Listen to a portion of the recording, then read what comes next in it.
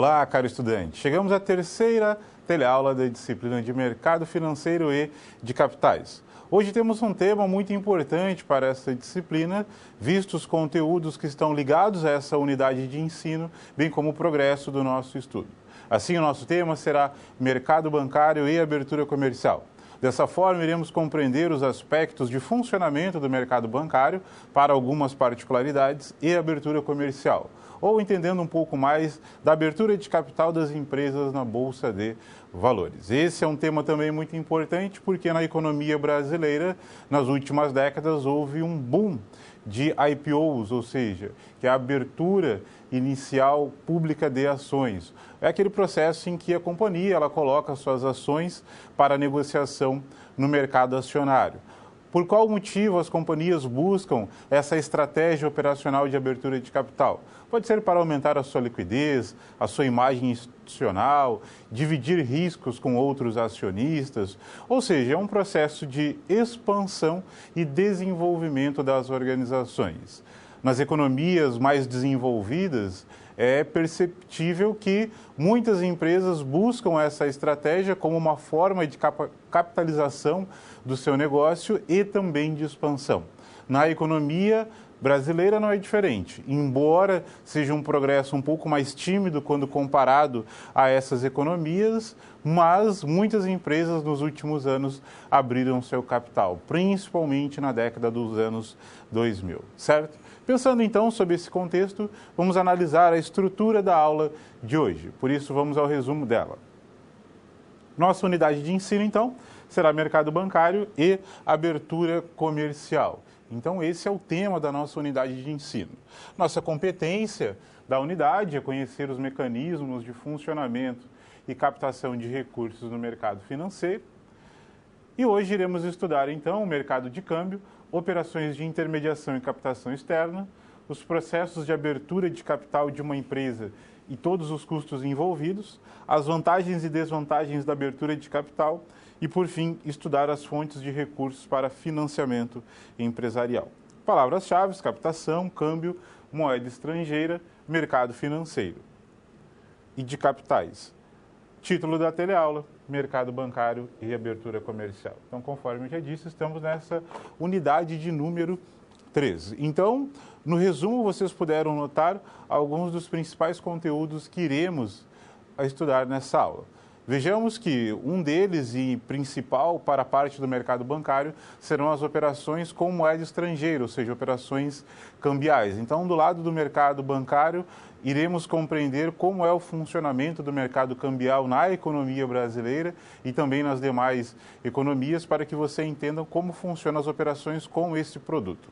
Além disso, iremos estudar também a abertura de capital, ou seja, os processos que uma empresa passa para abrir o seu capital na Bolsa de Valores. E isso é muito importante para que você tenha noção como as empresas elas devem se organizar, planejar e operacionalizar o seu processo de abertura de capital. Não é um processo tão simples, requer que a empresa passe por algumas auditorias, adote alguns procedimentos e registros para que assim possa, então, ter competências e habilidades para negociar as suas ações na Bolsa de Valores. É claro que essa empresa ela abre capital lá no mercado primário e depois as suas ações são negociadas no mercado secundário, correto? Vamos então ao convite ao estudo dessa unidade. Por esse motivo, vamos retomar ao quadro. Nesta unidade de ensino, você conhecerá mais sobre mercado bancário e abertura de capital e seguirá o caminho de adquirir a competência geral e técnica dessa unidade de ensino. Dessa forma, vamos então ao nosso vídeo Caminhos de Aprendizagem para que você tenha ideia de fato um pouco mais da estrutura dessa unidade de ensino, quais são os seus temas centrais, conforme eu já destaquei. No vídeo, então, há um detalhamento melhor e também introdutório a esses conteúdos e logo depois nós damos sequência, compreendendo os conhecimentos prévios e a nossa situação geradora de aprendizagem. Assim, vamos então ao nosso VA e logo depois eu retomo com a sequência da nossa aula.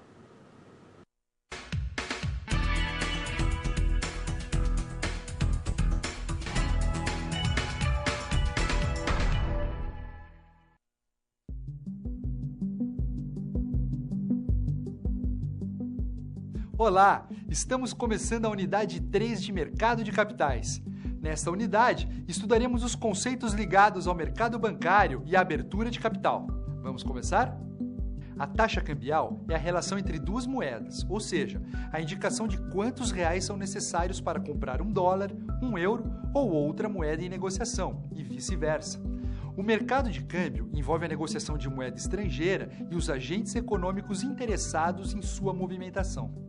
Nessa unidade, vamos ver que no Brasil é necessário ter uma instituição financeira autorizada intermediando essas operações, como bancos, caixas econômicas e agências de turismo, dentre outros.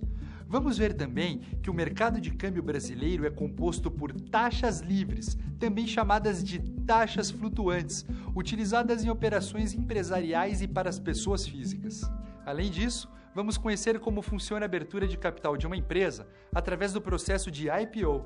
IPO é sigla para Initial Public Offering, em português, oferta pública inicial. Essa é uma operação que promove as ações de uma empresa no mercado com o objetivo de captar recursos financeiros.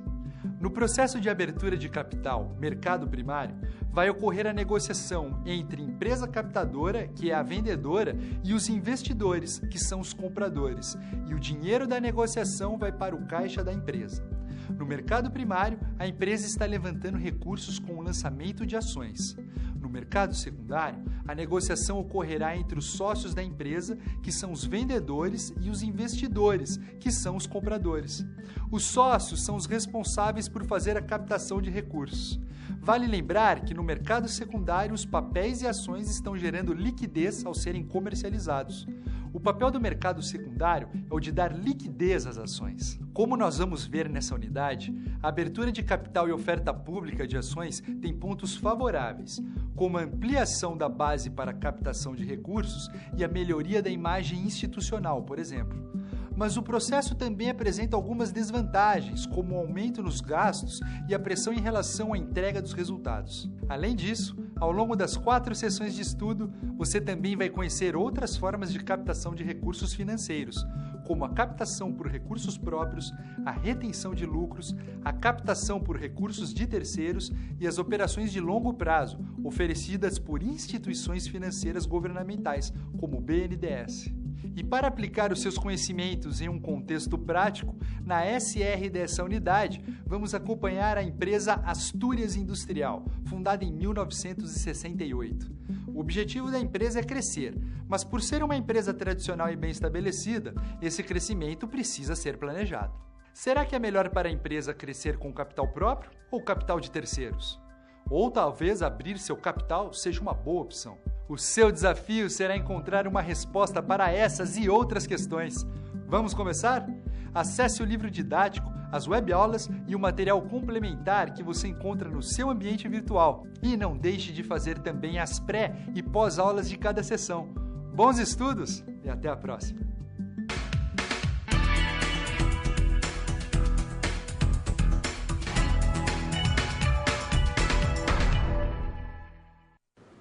Muito bem, então você pôde assistir o vídeo que tratou um pouco da estrutura da nossa unidade de ensino, apresentou os principais conteúdos nos quais iremos estudar nela, bem como a nossa situação geradora de aprendizagem.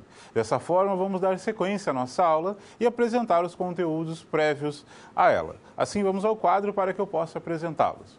Então, temos matemática financeira, contabilidade e estatística como os nossos conhecimentos prévios. Situação geradora de aprendizagem. Conforme ela já foi apresentada em nosso vídeo, iremos tratá-la dela nesse momento.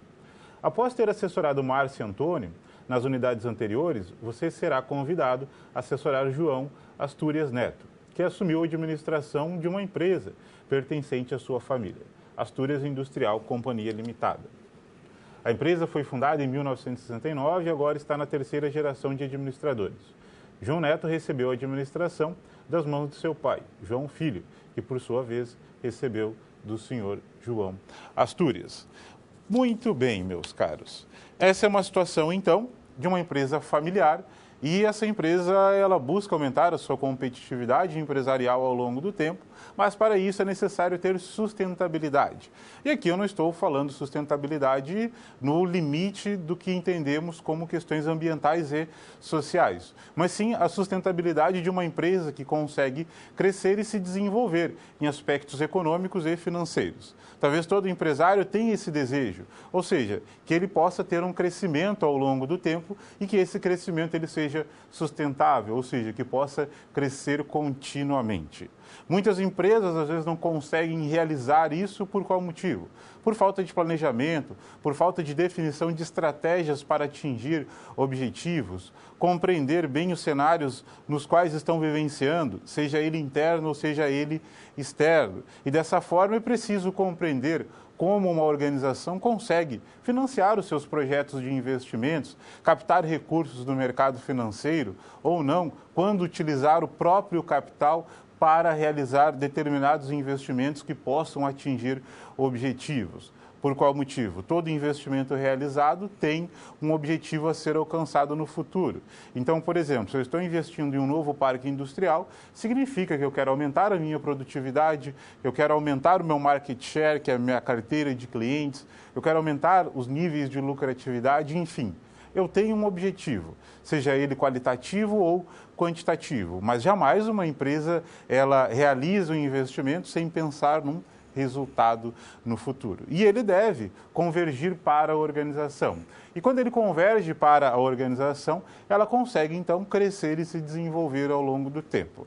É claro que as organizações elas também passam por crises econômicas ou vivenciam crises econômicas. A economia brasileira no ano de 2008 passou por uma crise que teve o seu início do lado externo, ou seja, uma crise que começou nos Estados Unidos e teve reflexos na economia interna. Ano de 2015 e 2016 é marcado por um desequilíbrio fiscal do setor público e isso culminou em uma crise interna da economia brasileira. O maior reflexo foi, por exemplo, no Produto Interno Bruto. Um produto que, ao invés de crescer, ele decresceu, apresentou taxas negativas e isso contribuiu negativamente para o desempenho das empresas brasileiras. Então, é diante dessas questões que uma empresa ela busca um planejamento para tomar as suas decisões. Temos uma situação geradora de aprendizagem, uma empresa familiar que quer continuar crescendo e se desenvolvendo ao longo do tempo e, por isso, busca, então, informações voltadas do mercado financeiro e do mercado de capitais para tomar as suas decisões. Dessa forma, vamos compreender, então, a primeira situação-problema dessa empresa. E assim vamos ao nosso vídeo, que irá apresentar, então, as induções para essa primeira situação-problema e dar sequência ao nosso estudo.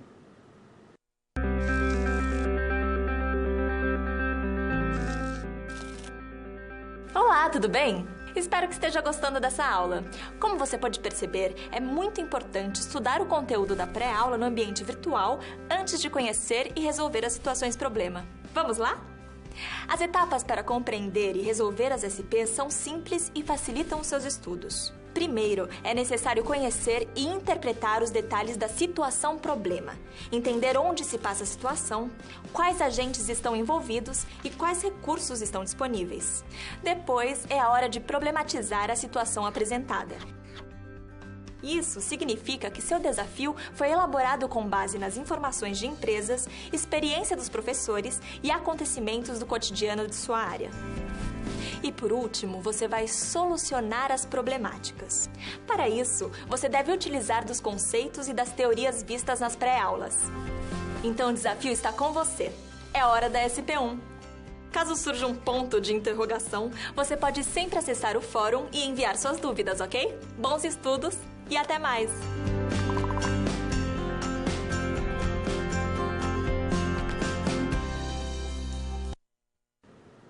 Muito bem, então chegamos à nossa primeira situação-problema diante da nossa situação geradora de aprendizagem, que é da empresa Astúrias. Dessa forma, vamos ao quadro para que eu possa apresentar essa situação-problema. Sabemos que João Neto necessita planejar as ações da empresa que dirige e que, para iniciar seu planejamento, deseja conhecer melhor o mercado de câmbio.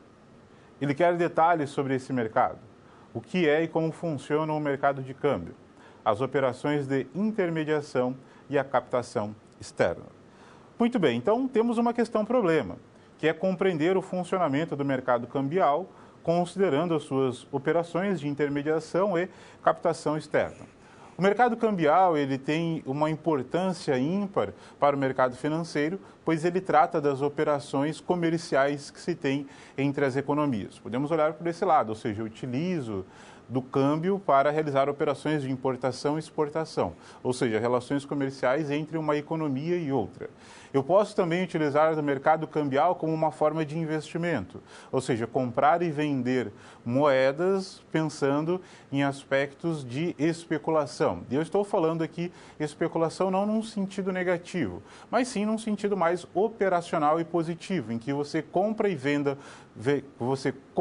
e vende um produto buscando obter um retorno positivo entre a diferença da compra e da venda.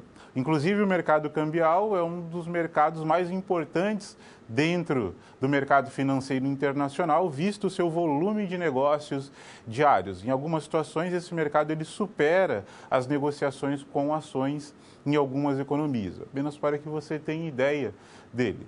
Muito bem, então compreender o mercado cambial ele é fundamental. Então imagine, por exemplo, uma empresa que realiza comercializações com outras economias. É muito importante compreender desse mercado e dos seus aspectos de intermediação. Ou não, aquela empresa que realiza investimentos no mercado financeiro e que estão atrelados à taxa de câmbio. Também é muito importante compreender. Então, a nossa ideia qual é agora? Compreender o funcionamento desse mercado, diante dos aspectos de intermediação e captação externa.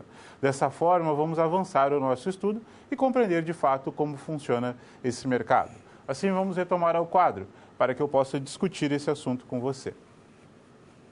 Mercado de câmbio. Partindo daí, definimos mercado de câmbio como aquele que envolve a negociação de moeda estrangeira entre pessoas interessadas em comprar e vender. Então, conforme disse a você, o mercado cambial ele pode realizar a negociação de compra e venda de moeda estrangeira. Então, temos um produto nesse mercado e o produto desse mercado é moeda estrangeira. Talvez, e agora o que vem à mente é dólar.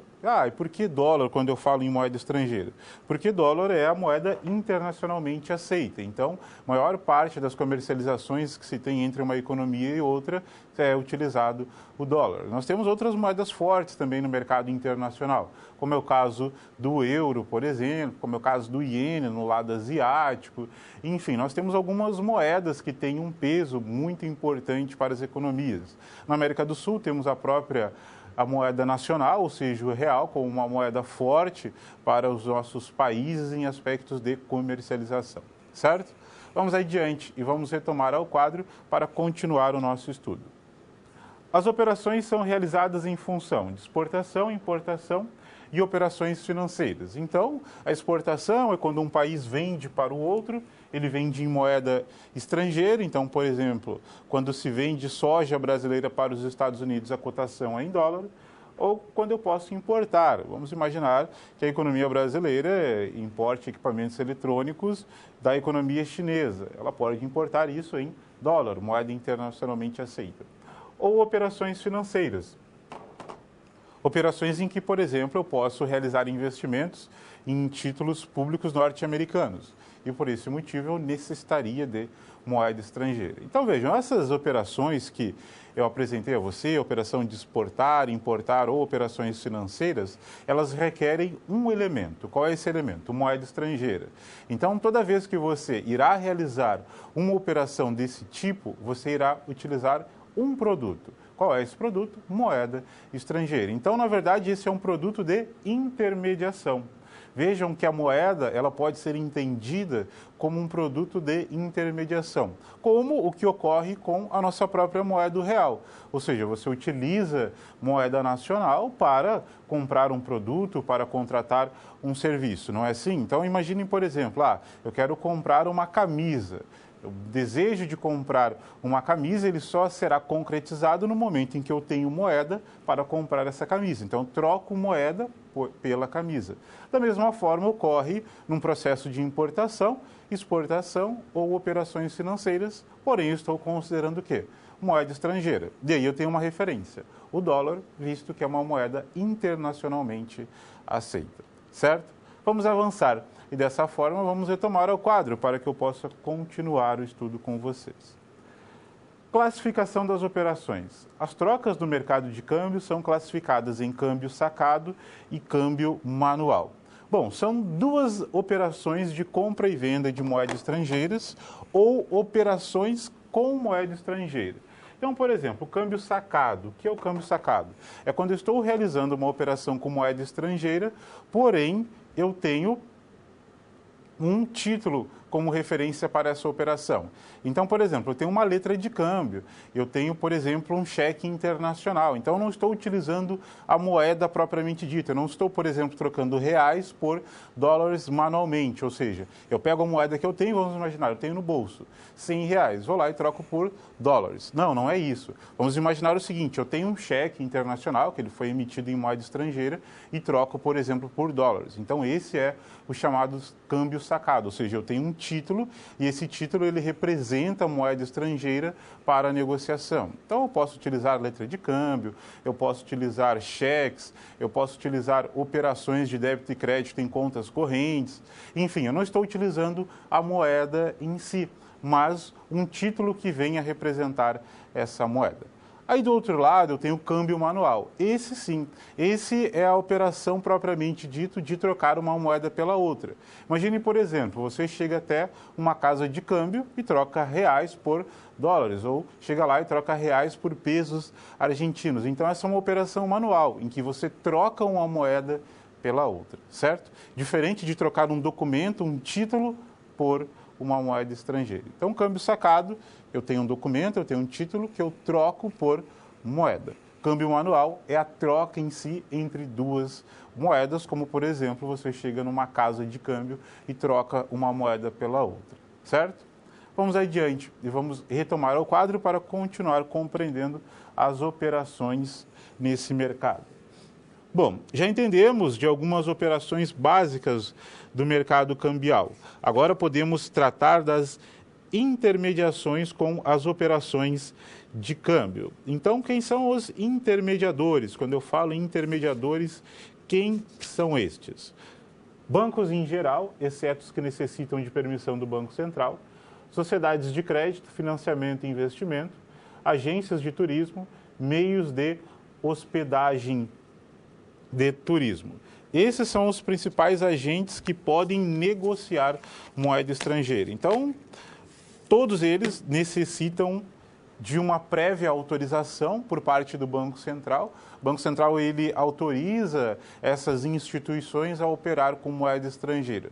Por qual motivo? A moeda oficial na economia brasileira é o real, então só pode realizar negociações na economia brasileira com a moeda real, exceto para alguns casos como turismos, operações bancárias em que o Banco Central ele autoriza esse tipo de negociação.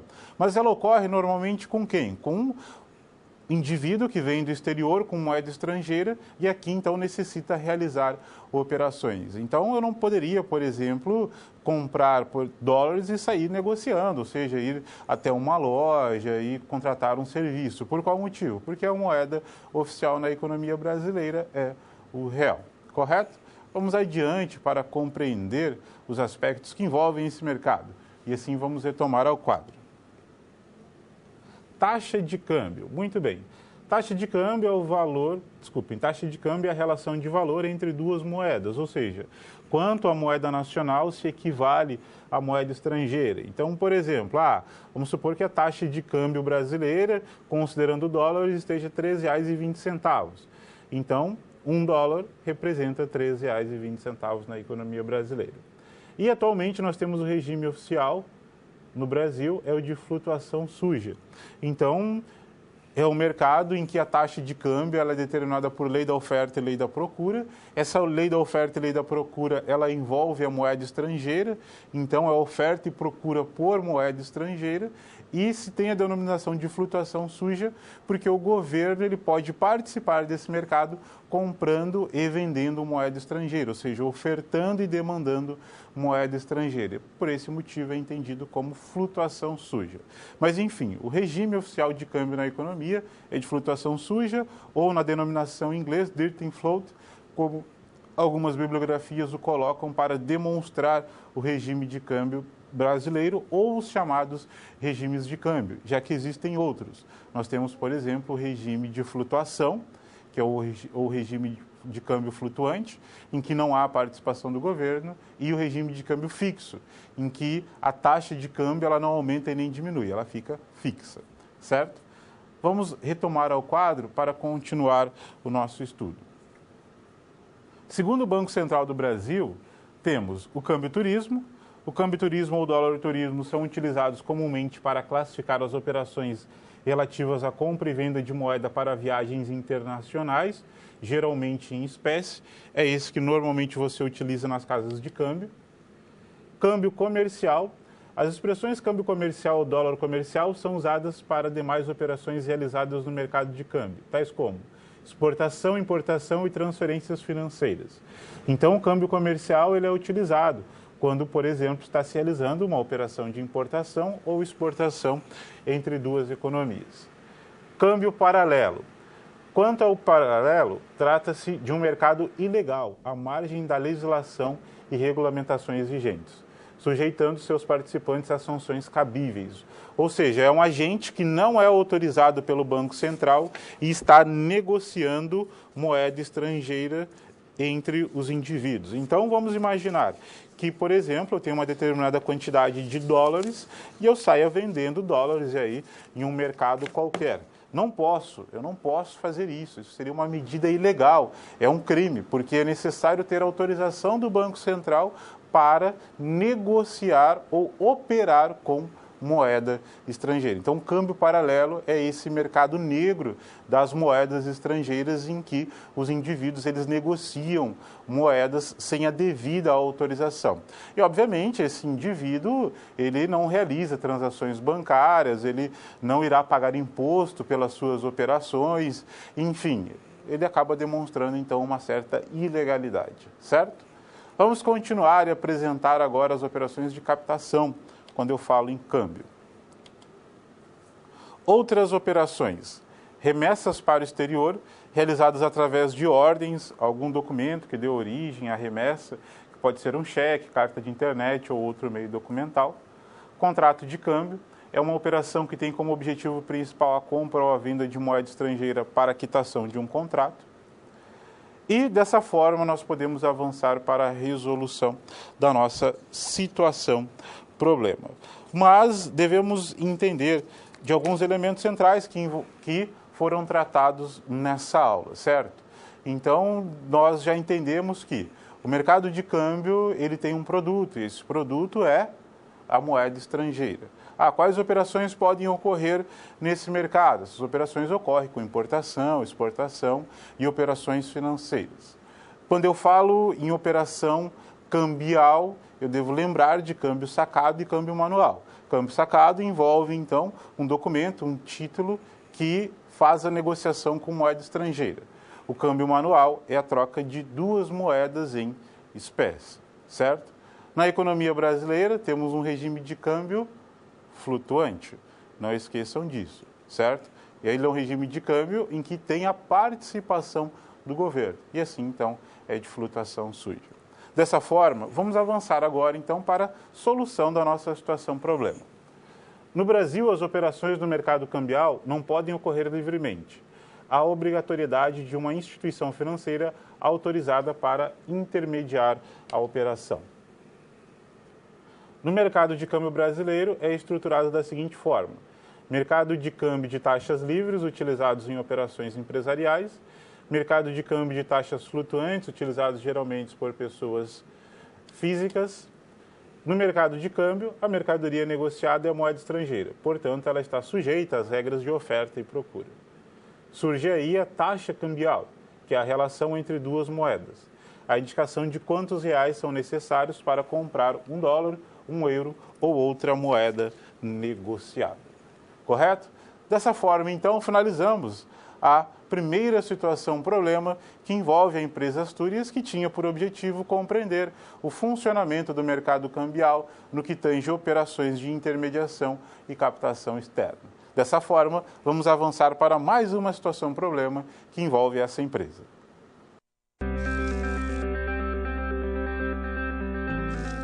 Opa! E aí? Como você se saiu com a primeira SP? Com as dicas que a gente viu, nem ficou difícil, não é mesmo? Você percebeu o caminho traçado para obter uma solução satisfatória? Primeiro, você estuda os conceitos teóricos. Em seguida, você conhece e avalia a situação.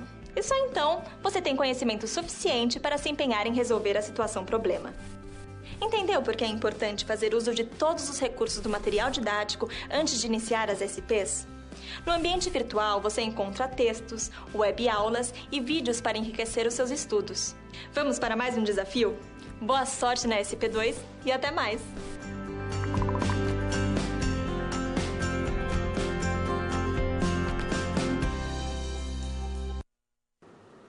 Muito bem, então avançamos para a nossa segunda situação-problema, que envolve a empresa Astúrias, que inicialmente queria entender o funcionamento do mercado cambial, uma vez que essa empresa quer ter um crescimento sustentável ao longo do tempo. Dessa forma, vamos continuar entendendo outras situações, problemas que essa empresa pode levantar em nosso estudo. Por isso, vamos ao quadro para que eu possa apresentá-la a você. João necessita crescer. Ou a empresa cresce ou será engolida pelos concorrentes. Aliás, esse foi o principal motivo da sucessão administrativa da empresa, sangue novo. O crescimento é necessário, porém, deverá ser planejado. Todas as possibilidades devem ser analisadas e consideradas. Crescer com capital próprio faz com que os sócios invistam capital na empresa, crescer com capital de terceiros, abrir o capital da empresa e captar recursos no mercado de capitais. Muito bem, essa última situação é uma situação em que iremos explorá-la, ou seja, compreender a abertura de capital nesse mercado de capitais. Então, a nossa primeira análise para o crescimento da empresa Astúrias é a abertura de capital. Ela levantou 3 hipóteses, então tem lá a utilização do capital próprio, então eu tenho retenção de lucros, eu posso utilizá-los em novos investimentos, ou capital de terceiros, em que eu tomo um financiamento bancário, um empréstimo bancário para financiar os meus projetos de investimentos, ou abertura de capital, como sendo uma estratégia viável para que o negócio venha a continuar crescendo. Então, inicialmente, iremos explorar essa, ou seja, a abertura de capital da empresa. E quando eu falo abertura de capital, é quando a empresa ela passa a negociar ações no mercado acionário. Então, o que é isso? A empresa ela divide parte do seu capital em ações e essas ações serão adquiridas por investidores lá na Bolsa de Valores e depois começa a negociação dessas ações entre os investidores. Conforme já estudamos, ao lançamento dessas ações no mercado primário é quando a empresa consegue captar recursos pela primeira e única vez e logo depois essas ações são negociadas entre investidores no mercado secundário. E nesse mercado secundário, a empresa ela não consegue mais captar recursos ou se beneficiar de remunerações desse mercado, exceto se ela própria tiver ainda ações em tesouraria e, por esse motivo, uma valorização no mercado secundário faria com que houvesse uma valorização também desse capital que está em forma de ações, certo? Dessa forma, vamos continuar a nossa análise para compreender, então, o processo de abertura de capital. Assim, vamos ao quadro, para que eu possa apresentá-los a você. Para analisar e responder à situação-problema, iremos organizar o nosso estudo em partes. Processo de emissão das ações, intermediação da emissão de ações e custos para emissão de ações. Então, iremos entender em partes. Primeiro delas, o processo para emissão de ações, certo? Então, vamos lá, a emissão de ações. O planejamento da oferta de ações, o chamado IPO. O primeiro passo que eu devo tomar para o processo da emissão de ações é a avaliação do retorno pelo uso do capital de terceiros. Analisar o desempenho dos resultados operacionais. Então, deve-se ter um comparativo entre utilizar o capital de terceiros e a abertura propriamente dita de capital. Isso é fundamental para que a empresa tenha a noção do quanto irá se beneficiar dessa abertura de capital. Logo depois, análise do preço de emissão da ação. Verificar a compatibilidade do preço definido e a disposição do mercado para comprar ações. Isso é muito importante, porque eu devo analisar o preço no qual essa ação será emitida e assim compreender se o mercado está disposto a pagar esse preço. Pois se o mercado não estiver disposto a pagar esse preço, irá ocorrer um fracasso nesse processo de emissão de ações. Por qual motivo? É a mesma coisa que eu quiser vender um produto e o preço dele não é compatível com o mercado. Então, não haverá interessados em comprar esse produto. Então, a minha operação de comercialização seria um fracasso. Da mesma forma, ocorre com as ações. Volume financeiro a ser captado. O monte de recursos a ser captado deve ser compatível com os projetos que a empresa realiza, ou seja, investir. Então, eu estou abrindo capital e eu tenho um objetivo com essa abertura de capital.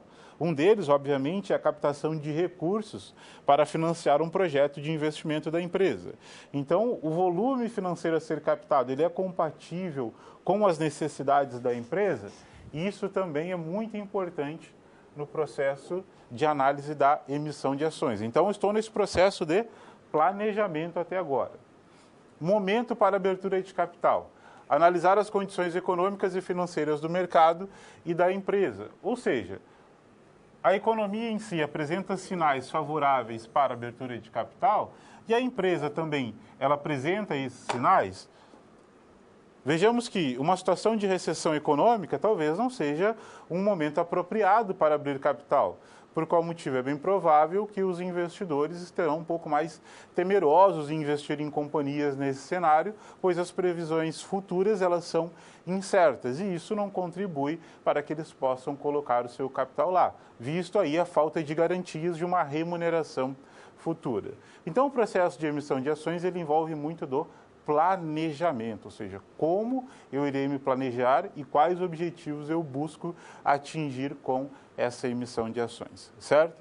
Vamos avançar e continuar compreendendo agora no quadro os aspectos que envolvem a intermediação. E aqui nós temos então o processo da transformação societária. Então, há um processo muito importante que deve se compreender em aspectos jurídicos, ou seja, a Astúrias ela é uma companhia limitada, isso é um tipo societário, certo? É um tipo societário, e esse tipo societário ele deve ser modificado,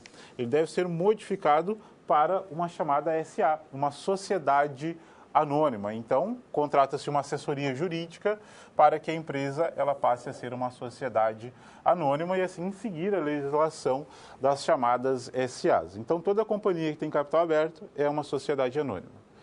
Elaboração de um estatuto societário, documento de constituição da sociedade no qual constarão cláusulas que orientarão o funcionamento da companhia, ou seja, da empresa SA. Registro na Comissão de Valores Mobiliários. O processo de abertura de capital de uma empresa requer o pedido de registro da empresa como companhia de capital aberto na CVM.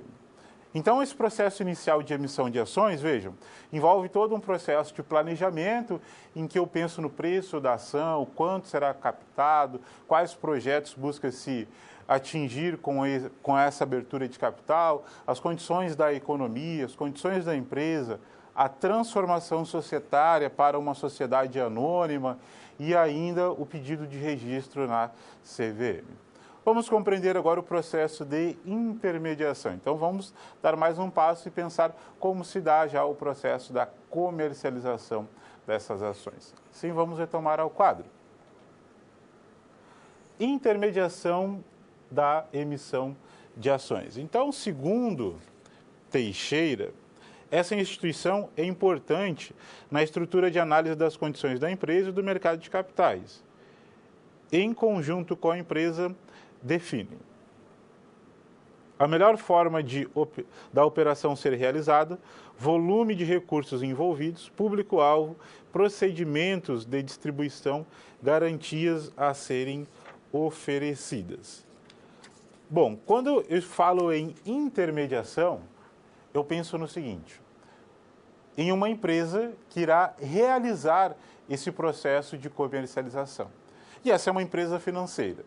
Então, por exemplo, se a Astúrias ela abrir capital, ela necessita de um intermediador financeiro. Pode ser um banco ou pode ser uma corretora. Essa instituição, ela irá colocar as suas ações no mercado primário. Então, lá ela irá buscar investidores que desejam comprar as ações dessa companhia. Então, esse é o processo de intermediação. Eu tenho uma instituição que irá negociar no mercado primário essas ações. Ou seja, a colocação dessas ações em bolsas de valores. Então, é preciso avaliar alguns elementos, conforme está aí no quadro eu apresentei a você. Então, vamos retomar ao quadro para continuar a nossa análise. Então, a empresa intermediadora e a companhia devem analisar a melhor forma da operação, o volume envolvido, o público-alvo, os procedimentos de distribuição e as garantias que serão oferecidas aos investidores. Em conjunto com a empresa, acabam definindo todos esses elementos. Em geral, podemos determinar, segundo De Bastiani, a abertura de capital de uma de uma companhia envolve custos que devem ser considerados em seu processo decisórios e podem ser classificados em 4 grupos: custos legais e institucionais, custos de publicação, publicidade e marketing, custos da prestação do serviço financeiro e custos internos da empresa. Então, vejam, agora eu penso naquele processo em que a empresa ela irá emitir as suas ações e quais são os custos para as suas ações serem emitidas. Então, tem custos legais e institucionais. Esses custos envolvem, por exemplo, o pedido de registro na CVM, a transformação societária, as auditorias que a empresa às vezes tem. Custos de publicação, publicidade e marketing, ou seja, a empresa ela deve demonstrar ao mercado que estará abrindo o seu capital. Então, ela tem um custo com publicidade. Custo de prestação de serviço financeiro, ou seja, ela irá contratar uma intermediadora financeira. E essa intermediadora financeira irá cobrar um recurso para que possa, então, realizar esse processo de negociação. E custos internos da empresa. Ao ser uma companhia de capital aberto, essa empresa deverá informar os seus resultados aos seus investidores, então tem aí o custo com a publicação de informações, deverá ter um setor específico para relacionamento com os investidores, deverá adotar procedimentos administrativos e gerenciais que comportem as condições de uma companhia de capital aberto, enfim, tem um custo para que venha se atender às necessidades de uma sociedade anônima que tem capital aberto na Bolsa de Valores. Então, vejam, compreendemos os aspectos que envolvem a emissão de ações. Então, eu tenho lá todo o processo de planejamento, transformação societária e pedido de registro na CVM, correto? Depois eu tenho a intermediação, que é a contratação de uma empresa, ou seja, um banco ou uma corretora, que irá avaliar todos os procedimentos adequados para a colocação dessas ações no mercado primário e depois a sua negociação lá no mercado secundário. E ainda avaliar os custos para a abertura do capital, conforme apresentei aqui a você, como custos legais, jurídicos, de publicidade, custos internos, entre outros. Dessa forma, podemos avançar agora e apresentar a solução para a questão problema, que era entender os procedimentos para a abertura de capital, conforme ao desejo da empresa Astúrias. Dessa forma, vamos ao quadro. A empresa deverá tomar os seguintes passos para a abertura de capital. Decidida pela abertura, escolher uma empresa de auditoria independente para auditar a sua contabilidade. Realizar a transformação do tipo societário, ou seja, para uma sociedade anônima. Os registros na Comissão de Valores Mobiliários são realizados. Divulga a empresa aos investidores e demais interessados nas ações. Anuncia o início da oferta pública de ações. Realiza o underwrite, que nada mais é do que a subscrição, e ao final do processo liquida os títulos. E anuncia o fim da distribuição pública de títulos, certo? Dessa forma, então, compreendemos os processos que envolvem a abertura de capital de uma empresa na Bolsa de Valores. E assim, finalizamos mais uma situação problema.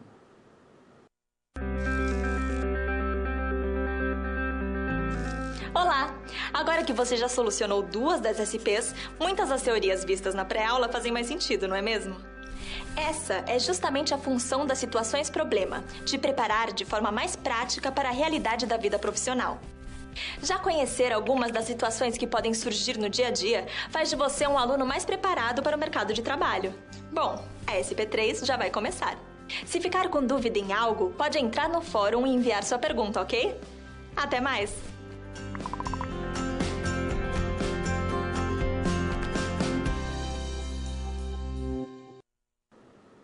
Muito bem, então estudamos o processo de abertura de capital. Assim, você já compreendeu quais são os procedimentos básicos para que uma companhia adote quando ela vem pensar nesse processo de abertura. Então, eu tinha lá, por exemplo, a empresa Astúrias, uma companhia limitada. Se ela abre capital, ela passa a ser uma sociedade anônima. Dessa forma, parte do seu capital social está sob forma de ações e sendo negociado na Bolsa de Valores. Isso significa que essa empresa passa a ter novos sócios, correto? Qual foi um dos maiores benefícios da empresa Astúrias nesse processo? Conseguir captar recursos do mercado acionário para colocar na sua empresa e assim desenvolver novos projetos e novos investimentos. Pensando nisso, iremos tratar ainda um pouco mais desses elementos que envolvem o processo de abertura de capital. Dessa forma, vamos retomar a nossa situação geradora de aprendizagem, que irá nos levantar mais uma questão problema. Todo o processo de IPO foi apresentado na sessão passada, e agora a diretoria da empresa Astúrias Industrial deseja conhecer quais são os principais pontos positivos e negativos do processo de abertura de capital. Então, vejam, estamos pensando agora em pontos positivos e negativos da abertura de capital. Então, o que eu tenho de bom e o que eu tenho de ruim nesse processo de abertura de capital. Esse é o desejo da empresa Astúrias, compreender isso. Eu não posso entender que apenas abrir capital tem pontos positivos, não é mesmo? Também terá pontos negativos. Eles devem ser ponderados nessa análise para verificar até onde a empresa, ela em aspectos estratégicos, deverá abrir o seu capital. Dessa forma, então, vamos compreendê-los. E assim vamos ao quadro, para que a gente possa analisar esses pontos positivos e negativos. O processo de abertura de capital requer aprovação da Comissão de Valores Imobiliários e deve ser motivado por razões técnicas. Bom, quais são as razões técnicas que envolvem o processo de abertura de capital? Ou, vamos dizer assim, que justificam o processo de abertura de capital? Captações de longo prazo para investimentos ou reestruturação de passivos. Então, imagine uma empresa em que ela deseja realizar investimentos de longo prazo e, por esse motivo, precisa também tomar um capital para esse mesmo período de tempo. Então, vamos supor, uma empresa que está reequipando a sua unidade industrial, uma empresa que irá construir novas unidades industrial, uma empresa que está realizando investimentos em tecnologias. Tudo isso envolve captação de longo prazo para os investimentos. Ou reestruturação de passivo. Isso significa, então, uma reestruturação das suas dívidas, bem como do seu patrimônio líquido. Seria uma forma também da empresa pensar nisso. Mas quando eu falo em reestruturação de passivos, obviamente que isso envolve dívidas de curto e longo prazo e pode ser uma das formas que a empresa tem de reequilibrar a participação desses capitais dentro da sua empresa.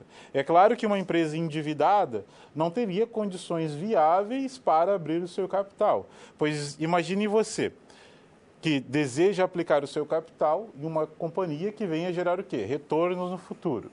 Mas se esses retornos não existirem, você não irá investir.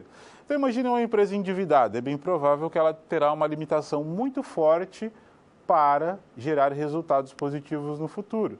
E por esse motivo, não haveria muitos investidores interessados em colocar o seu capital nessa companhia. Então, é bem provável que uma empresa com um endividamento muito elevado não teria condições aí viáveis para abertura de capital. Arranjos societários também é uma outra forma, ou seja, como eu estou pensando em novos investidores, é um outro motivo. Utilização de ações como forma de pagamento em aquisições também, ou seja, eu posso ter adquirido bens de capital e eu posso utilizar as ações como um meio de pagamento. Liquidez patrimonial para os sócios originais, ou seja, é a capitalização da empresa, ou seja, eu estou vendendo parte do meu capital e com isso aumenta a liquidez para os sócios originais, aqueles que fundaram a empresa, certo? Vamos continuar a nossa análise. Criação de um referencial de avaliação de negócio da administração, profissionalização, novo relacionamento com funcionários em imagem institucional. Aqui envolve mais aspectos administrativos e gerenciais, uma vez que a empresa ela precisa adotar alguns procedimentos básicos que envolvem uma companhia de capital aberto. Inclusive, hoje toda empresa que quiser abrir capital na Bolsa de Valores deverá apenas emitir ações do tipo ordinária, conforme eu já mencionei a você em aulas anteriores, e também já estará no novo mercado. Esse novo mercado envolve a chamada governança corporativa. E para resumir a essência de governança corporativa antes de chegar especificamente a esse tema, nós poderíamos dizer que são boas práticas administrativas. Em uma das nossas unidades de ensino, teremos um momento específico para tratar um pouco mais sobre esse tema. Mas eu gostaria de colocá-lo aqui para que você entenda que um dos pontos que deve levar à abertura de capital é esse, ou seja, que a empresa tenha governança corporativa e assim deverá adotar alguns procedimentos administrativos e gerenciais que envolvem a profissionalização da empresa em alguns setores. Correto? Muito bem, vamos avançar e buscar entender, então, esses pontos negativos e positivos para o processo de abertura de capital. Assim, vamos retomar ao quadro. Vantagens para a abertura de capital. Segundo Pinheiro, podemos citar como pontos favoráveis à abertura de capital e à oferta pública de ações, a ampliação da base de recursos, a liquidez patrimonial, a melhoria na imagem institucional e o menor custo de captação e profissionalização da gestão. Bom, então, liquidez patrimonial. A liquidez patrimonial, ela significa dizer que haverá uma injeção de dinheiro na empresa. E dessa forma, ela terá uma liquidez maior. Essa liquidez faz com que a empresa tenha flexibilidade de caixa, tenha novas possibilidades de investimentos, tenha condições de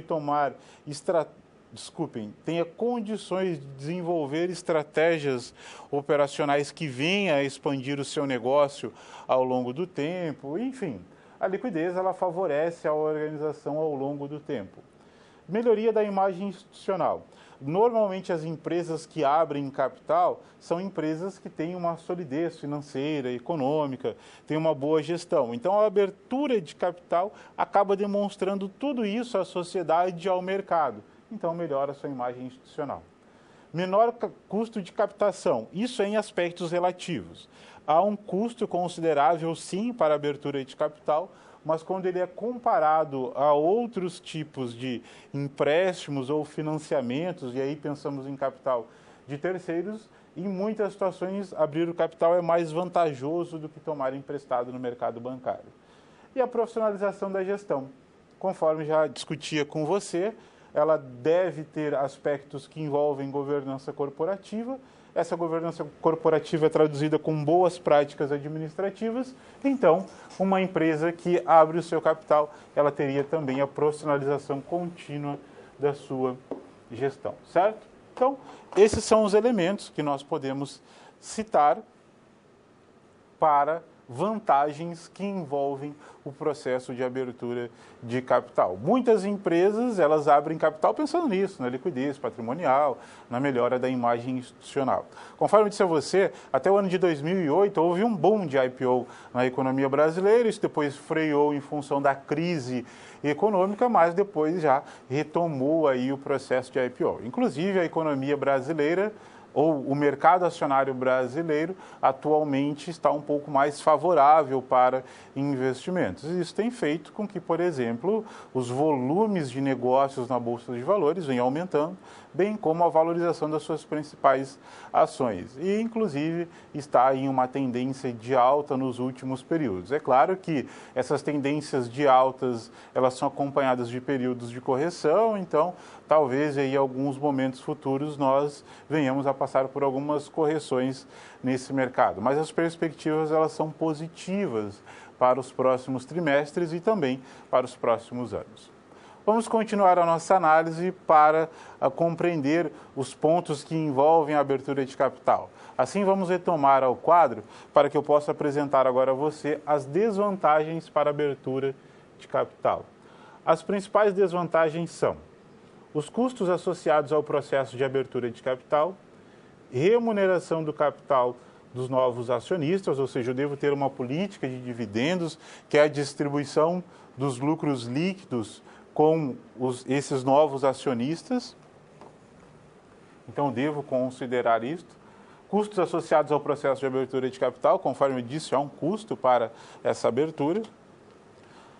A administração de um sistema de informações específico para controle da propriedade da empresa tende a se diluir em função das vantagens agregadas. Então, eu preciso ter um sólido sistema de informações para que eu possa fornecer aos meus acionistas e assim eles tenham as informações que garantam a proteção do seu capital, bem como a tomada de decisões adequadas. Então, nós podemos citar, sim, algumas desvantagens, como política de dividendos. Então, a empresa sabe que agora ela precisa distribuir parte do seu lucro líquido ou gerar remunerações aos seus acionistas. Essa empresa, ela deverá ter custos operacionais do que envolvem sistemas de informações. E sistemas de informações, além de envolverem custos, envolvem também recursos humanos, pessoas qualificadas para trabalhar com este setor. E também tem todo o custo, obviamente, para essa abertura de capital. E isso deve ser considerado nesse processo de análise, certo? A empresa Astúrias, qual era a sua preocupação? Compreender quais eram os pontos negativos e positivos para o processo de abertura de capital. E assim conseguimos apresentá-los a essa empresa. Dessa forma, vamos resolver, então, a nossa situação-problema. Por isso, no quadro, podemos entender que as principais vantagens para a abertura de capital são ampliação da base de captação de recursos, liquidez patrimonial, melhoria da imagem institucional, menor custo de captação e profissionalização da gestão. Por outro lado, as principais desvantagens são custos associados à abertura de capital, remuneração do capital dos novos acionistas, pensando em políticas de dividendos. E ainda poderíamos citar, obviamente, aí o que envolve os sistemas de informações, certo? Então, a problemática estava em compreender quais eram os pontos positivos e negativos. Eu acredito que há mais pontos positivos do que negativos, mas os negativos eles devem ser ponderados pensando na estrutura da organização, no seu planejamento estratégico e assim no que ela pensa para o futuro, certo? Dessa forma, resolvemos mais uma situação-problema e assim vamos avançar para a nossa última situação-problema dessa unidade de ensino.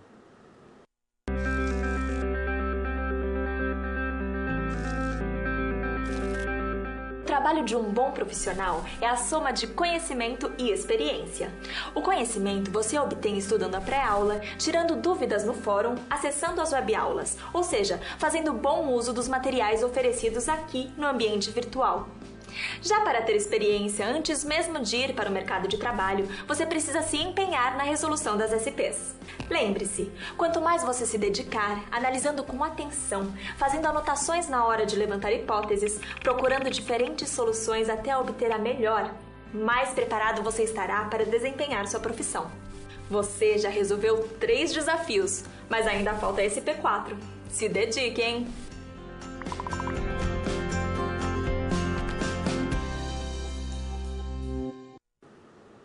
Olá, então chegamos à nossa última situação problema, essa chamada SP4.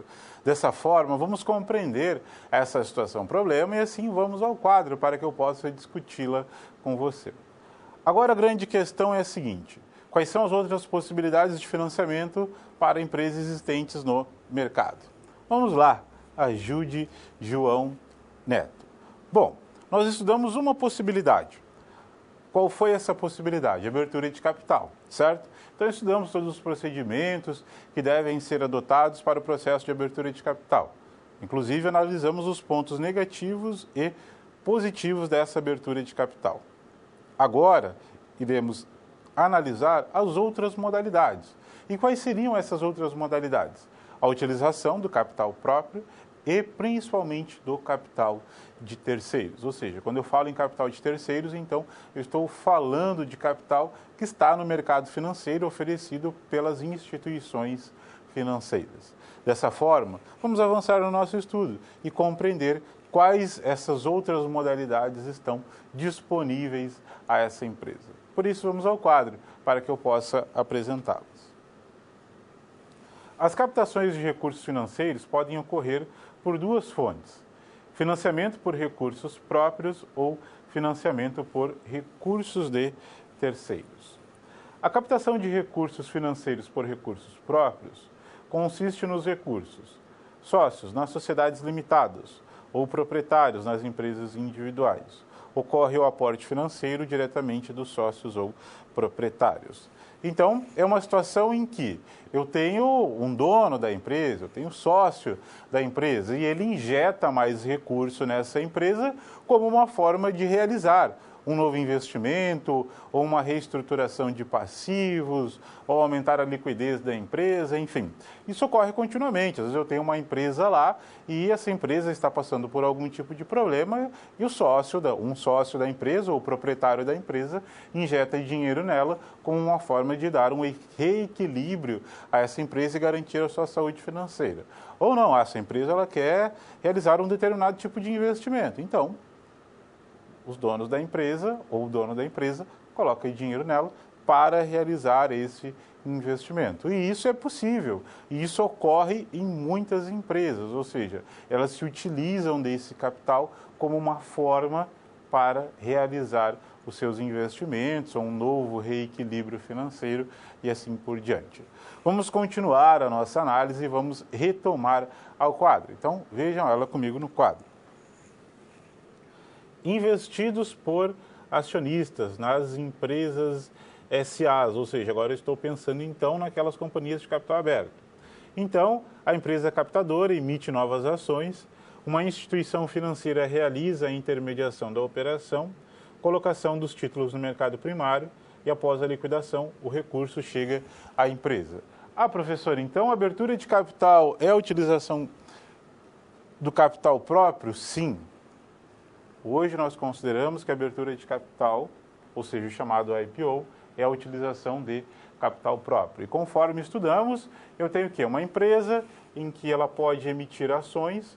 Inclusive, quando uma empresa ela abre capital, não significa que aquela quantidade inicial que foi colocada, ela é fixa e inalterada. Ou seja, ela não pode mais emitir novas ações. Sim, essa empresa ela pode subscrever novas ações. Esse é o termo mais adequado. Seria uma emissão de novas ações. Muitas empresas fazem isso.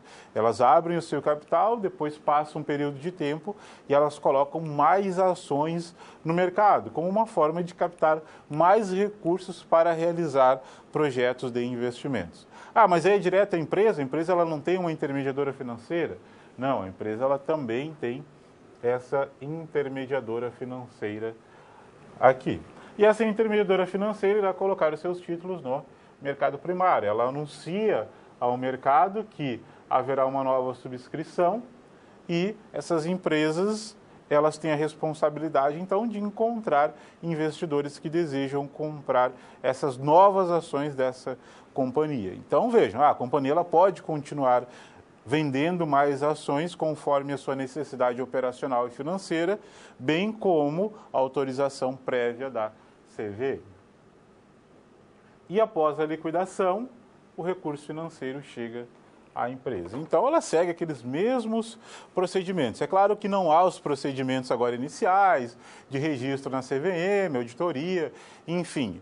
Ela irá pedir à CVM autorização para emitir novas ações, a CVM irá avaliar tudo isso, contrata uma intermediadora financeira, ela busca novos investidores no mercado primário e lá, então, realiza a venda dessas ações e a empresa consegue captar recursos para realizar os seus investimentos. Então, muitas empresas, como o Banco do Brasil, já fez subscrição de ações, Petrobras, enfim, são companhias que já tinham capital aberto e colocaram mais ações no mercado, certo? Vamos adiante e vamos retomar ao quadro para continuar o nosso estudo.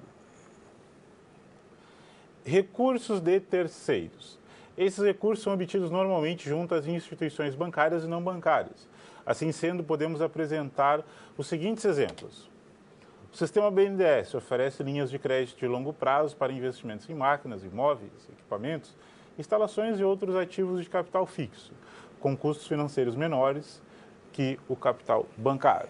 O BNDES, desde a sua fundação, ele tem por princípio financiar projetos de investimento que envolvam bens de capital, pois esses reforçam a capacidade produtiva de uma empresa, bem como fazem com que ela venha crescer e se desenvolver ao longo do tempo. O BNDES oferece linhas de créditos de longo prazo e com taxas de juros subsidiadas e, por esse motivo, são taxas de juros menores. Uma das referências aí da linha de crédito do sistema BNDES é a chamada TJLP, que é taxa de juros de longo prazo.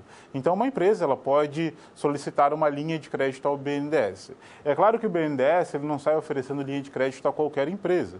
Então, essa empresa ela deve ter todo um plano de negócios, ter toda uma estrutura administrativa e financeira para demonstrar que aquela linha de financiamento terá um destino correto dentro da organização, que esse investimento irá gerar um fluxo de caixa ao longo do tempo, que terá capacidade de pagar o financiamento de longo prazo. Então, é preciso demonstrar que aquele investimento irá gerar resultados para essa empresa ao longo do tempo. E isso acaba, às vezes, inibindo algumas empresas, porque as empresas elas querem tomar recursos, investir e vamos ver no que vai dar ao longo do tempo. E não funciona assim. Não só no BNDES, mas qualquer outra linha de crédito, quando você o toma, tem que ter todo um planejamento pensando no que será no futuro para que você tenha segurança desse investimento, certo? Vamos adiante e vamos retomar ao quadro para que eu possa continuar a discussão com você. Pinheiro complementa os conteúdos já expostos e cita que as principais modalidades de crédito de longo prazo utilizados no Brasil e disponíveis às empresas no mercado de capitais são empréstimos e financiamentos e repasses de recursos internos, que são aqueles repasses em que o governo, por exemplo, federal, ele destina alguns bancos para alguns setores específicos, como o setor imobiliário, setor do agronegócio, construção civil, entre outros. Repasses de recursos externos. Essas são situações em que os recursos têm a sua origem no mercado financeiro internacional.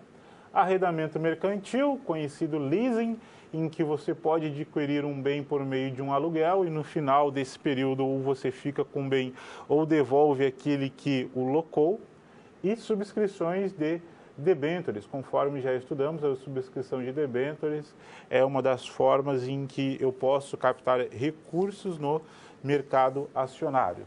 Nem sempre é uma estratégia muito adequada, já que a emissão de debêntures ela representa um título de dívida e por esse motivo você terá custos e gastos financeiros com essa emissão.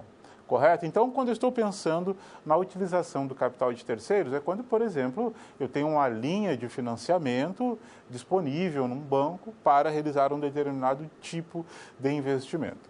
Aqui, quando eu falei a você dessas modalidades de capital de terceiros, eu pensei em um período de tempo. E esse período de tempo qual é? É o longo prazo. Então, O que eu penso? Em uma organização que está realizando investimentos, principalmente em bens de capital, em máquinas, equipamentos, ou seja, o que refere-se a esses chamados bens de capital, em que eu busco resultados econômicos e financeiros no futuro que irão garantir o crescimento da minha empresa. Não tratei tanto do curto prazo, por qual motivo? Porque no curto prazo eu tomo um capital com um aspecto mais operacional, ou seja, saldar um problema de caixa, pagar uma conta, reequilibrar as finanças da empresa. E somado a isso, esse capital não é para atingir um objetivo estratégico da empresa, e sim para que ela possa desenvolver as suas operações cotidianas.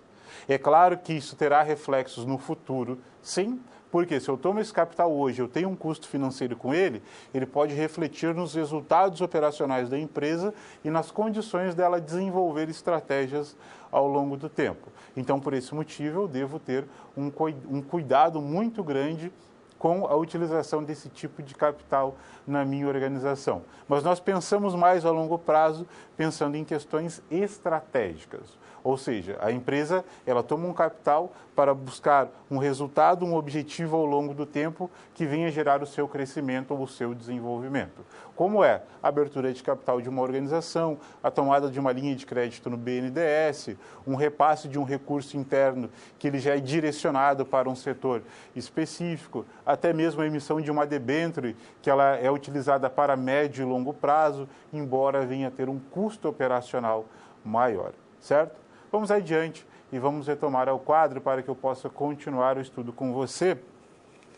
E agora nós podemos avançar para entender a resolução dessa situação problema. A Astúrias S.A. é uma empresa de capital aberto.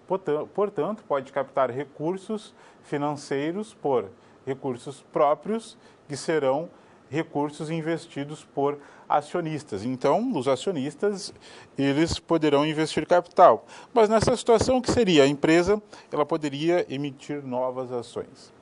Esses recursos são considerados não exigíveis, ou seja, não tem prazo de reembolso estabelecido e permanecem na empresa por um período de tempo indeterminado. Ou seja, se eu estou investindo em uma empresa, esse é um capital não exigido. O que significa isso? Eu tomei um capital no mercado financeiro e devo pagá-lo por daqui um período de tempo. Então, a mesma coisa que tomar um empréstimo. Você toma um empréstimo e esse empréstimo você irá pagar daqui a 24 ou 36 meses a uma taxa de juros, certo? Então, esse capital ele é temporário na sua empresa. O capital de um acionista não, ele não é temporário. Ou seja, ele coloca o capital lá para que a empresa possa crescer e se desenvolver e esse acionista receber os resultados operacionais dessa companhia, como um dividendo ou juros sobre o capital próprio, certo? Vamos continuar a análise para resolução dessa situação problema. E assim vamos retomar ao quadro. Outra forma de financiar a empresa é captar recursos financeiros por terceiros. A empresa financia os seus projetos com credores, apresentando basicamente por empréstimos e financiamentos. A empresa contrata esses empréstimos por prazo determinado, pagando juros pelo uso do dinheiro. Então, é a utilização desse capital. E quando eu utilizo desse capital, eu devo pensar muito bem no custo ou no gasto financeiro que eu tenho com ele. Ou seja, eu comprei um capital. Compro um capital, eu tenho um custo por isso. E eu falo na compra de um capital, mas não é a compra de que eu tenho a posse por um período de tempo indeterminado. Não, eu compro esse capital, porém eu devo devolvê-lo. Ele tem um prazo de vencimento. Então, é um empréstimo, é um financiamento, há uma taxa de juros. Essa taxa de juros é representada como uma despesa financeira para a organização. E essa despesa financeira ela poderá influenciar nos seus resultados operacionais. Dessa forma, vamos continuar analisando um pouco mais desses capitais de terceiros. Assim, vamos ao quadro para que eu possa apresentá-los a você.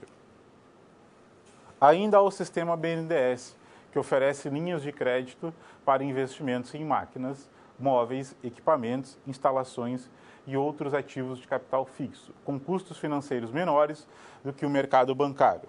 Diria a você que o sistema BNDES ele é um sistema que ele contribui muito para as organizações, uma vez que oferece linhas de crédito de longo prazo, então a empresa ela tem uma flexibilidade maior para pagar por esse capital e, somado a isso, o custo relativo ele é menor. É claro que, eu tenho facilidades para tomar esse capital? Não. E essas facilidades, em que eu digo que elas não existem, elas são traduzidas em um planejamento da organização para demonstrar que a utilização desse capital gera resultados para a empresa ao longo do tempo. Então, eu falo que não existe essa facilidade por qual motivo?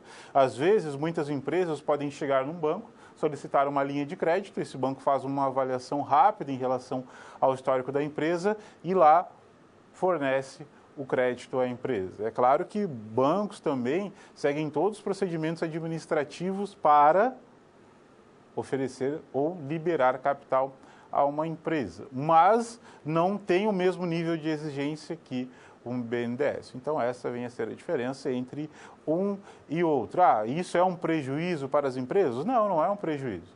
É uma forma da empresa demonstrar que ela terá competência de gerar resultados positivos com aquele capital tomado.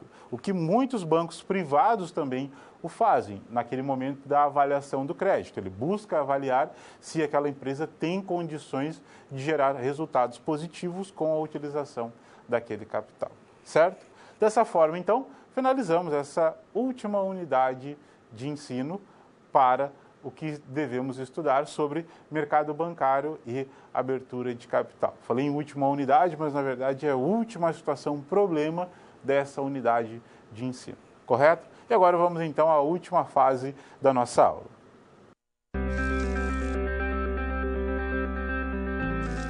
E agora que todos os desafios foram concluídos com sucesso, é hora de refletir sobre o que foi visto. O objetivo das SPs é ampliar o seu conhecimento e te ensinar a como utilizar na sua realidade profissional os conceitos vistos aqui. Essa é uma metodologia que exige muita proatividade e empenho da sua parte, já que segue o modelo de uma das tendências mais avançadas no mundo, a sala de aula invertida. E em contrapartida, vai te transformar num profissional diferenciado e mais qualificado para desempenhar as funções da sua profissão. Por isso, faça bom uso dos materiais e das interatividades oferecidas. Não deixe de acessar o seu ambiente virtual e completar a sua pós-aula, ok? Cada parte do processo é essencial para a sua aprendizagem. Até mais!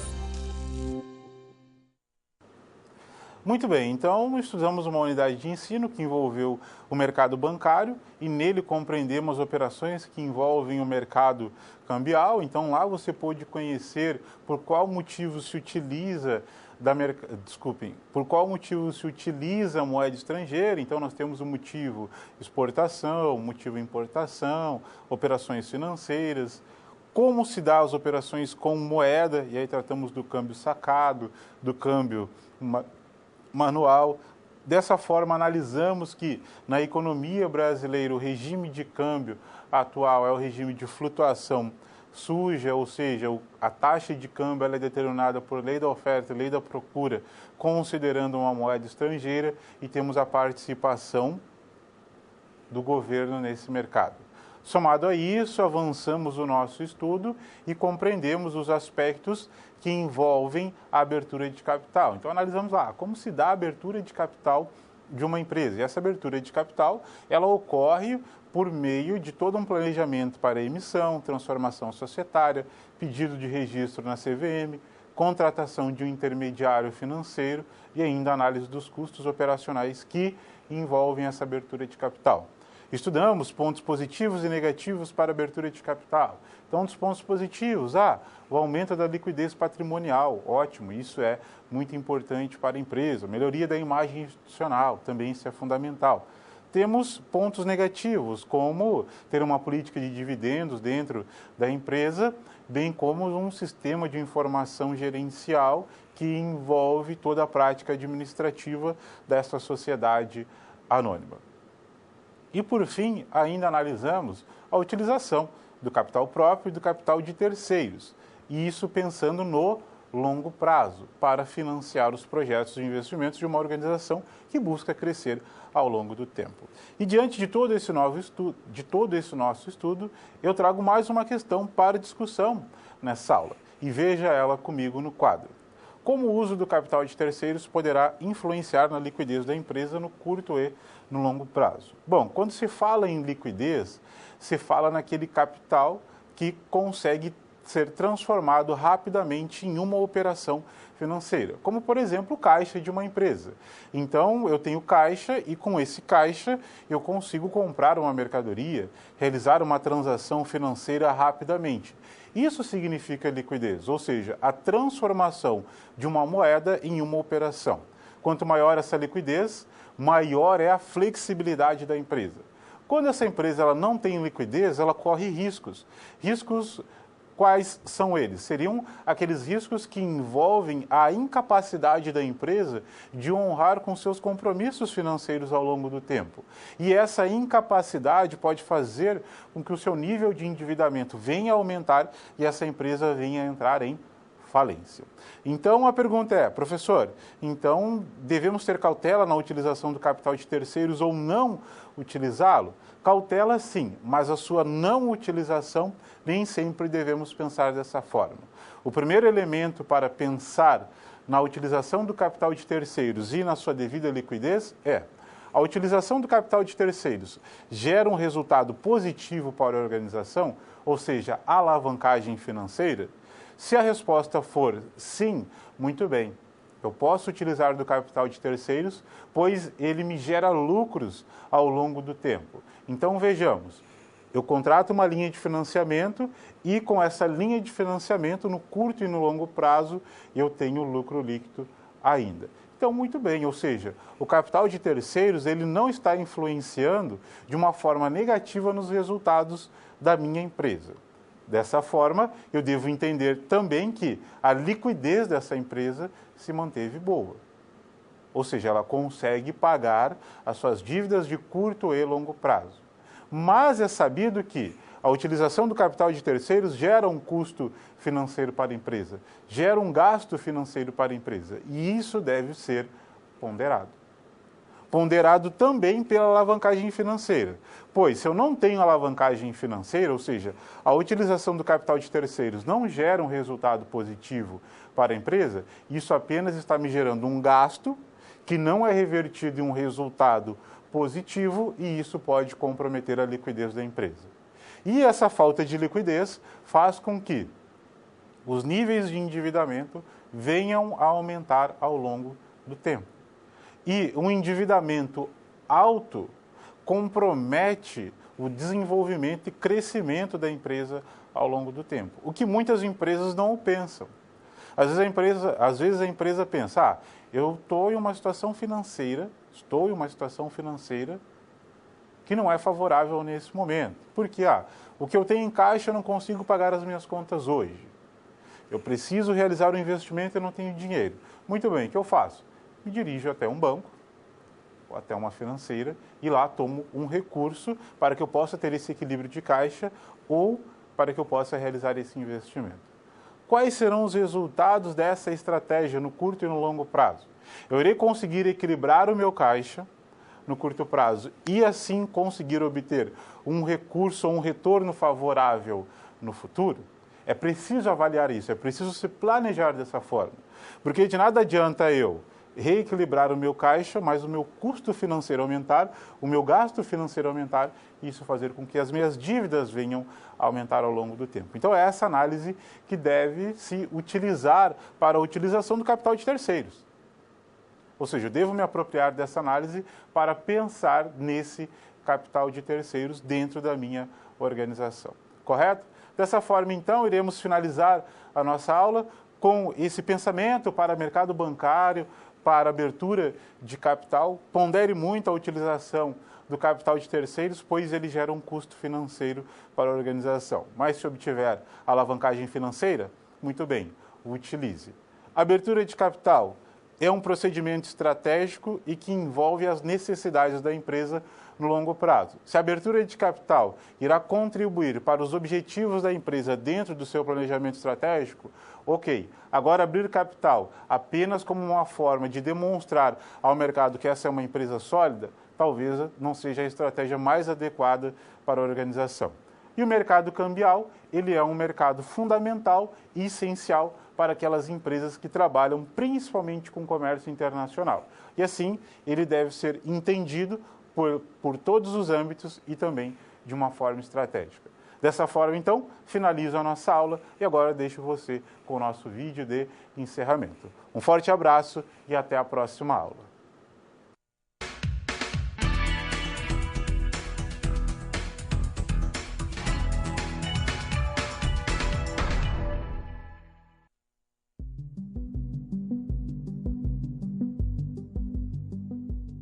Olá! Estamos chegando ao final da unidade 3 de Mercado de Capitais.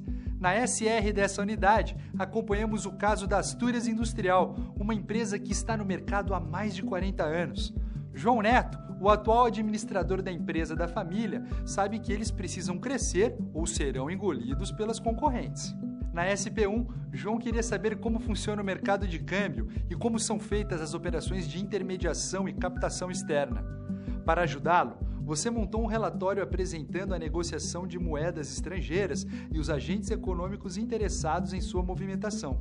Você incluiu também a estruturação do mercado de câmbio brasileiro e as diferentes necessidades das empresas para as quais o mercado de câmbio opera, como exportação e importação. Na SP2, João queria investir em novos planos de atuação de sua empresa no comércio exterior. Ele apresentou a ideia de abrir o capital da empresa para os demais executivos que queriam conhecer o processo de abertura de capital, o IPO e os custos envolvidos. Você explicou aos executivos que, nesse caso, a negociação ocorre no mercado primário. Apresentou também os procedimentos necessários para essa abertura, como analisar a melhor relação custo-benefício para a empresa, a escolha da empresa de auditoria que ficará responsável pelas mudanças e a transformação da empresa de sociedade limitada em uma empresa de sociedade por ações de capital aberto. Na SP3, João queria conhecer as vantagens e desvantagens de abrir o capital da empresa. Você reuniu esses dados e começou apresentando as vantagens do IPO. Entre as vantagens do IPO estão a ampliação da base para a captação de recursos, a liquidez patrimonial, a melhoria da imagem institucional, o menor custo de captação, a profissionalização da gestão, as ações como moeda em aquisições e fusões, a reestruturação societária e o relacionamento com funcionários. Já as desvantagens do IPO são o aumento nos gastos, a pressão em relação à entrega de resultados, o processo de difícil retorno e a qualidade da informação para a tomada de decisão. Na SP4, João queria saber quais as outras possibilidades de financiamento para a empresa. Para ajudá-lo, você apresentou os financiamentos por recursos próprios e por recursos de terceiros. Por ter se tornado uma empresa de capital aberto, a Astúrias poderá fazer essa captação por recursos próprios investidos por acionistas e também fazer a captação por terceiros, financiando seus projetos junto a credores. Bem, chegamos ao final dessa unidade. Não deixe de realizar as atividades propostas, a leitura do livro didático e dos materiais complementares indicados, e de fazer os questionários das pré- e pós-aulas. Bons estudos e até a próxima!